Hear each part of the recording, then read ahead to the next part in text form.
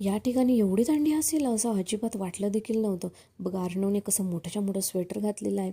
तर झालं असं की माझी मैत्रीण आणि तिचे मिस्टर मुंबईवरून आमच्याकडे आले होते आणि कोल्हापूरकरांच्या घरी जर कोणी आलं आणि त्यांनी जर त्यांना पन्हाळगडावर नेलं नाही तर ते कोल्हापूरकर कसले.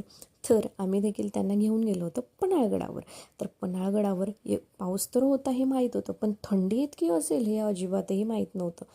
तर त्या ठिकाणी इतकी थंडी होती, तुम्हाला काय सांगायला नको. हे पाऊस पडत नव्हता त्याच्यामुळे थोडंसं शूट व्यवस्थित आले, पण ज्यावेळी पाऊस होता तेव्हा आम्ही सगळेजण रेनकोट घालून बसलो होतो.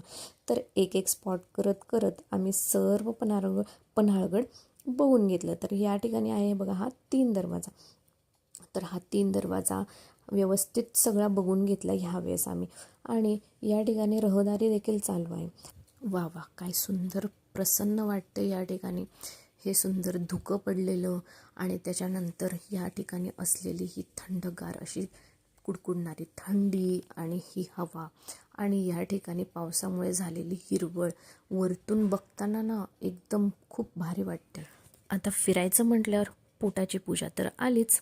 गडावर आलो आणि जिभेचे चोचले पुरवले नाहीत तर कसं होणार. मग आम्ही घेतली आंबट गोड चिंच आणि त्याच्या सोबतीला हे कोल्हापुरी पद्धतीने बनवलेले शेंगदाण्याचे खमंग लाडू. पन्हाळा फिरून तर झाला आणि आम्ही निघालो होतो घरच्या दिशेने.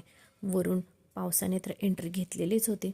जाताना जो पाऊस सुरू झाला आहे ना, बापरे, धोधो पाऊस. एका बाजूला हुडहुडणारी थंडी आणि दुसऱ्या बाजूला हा पाऊस.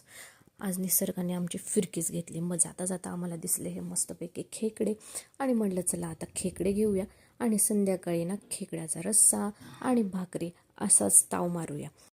आणि शेवटी या अख्ख्या प्रवासाचा थकवा घालवायला हा गरमागरम चहा आणि कॉफी तर घ्यायलाच पाहिजे ना. थंडी, पाऊस आणि हा मस्तपैकी कडक चहा. दिवस एकदम सार्थक झाला बरं का.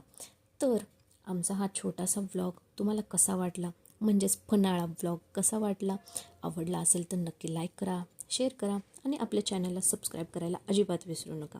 भेटूया पुढच्या अशाच एका व्लॉगमध्ये. तोपर्यंत काळजी घ्या आणि खात राहा.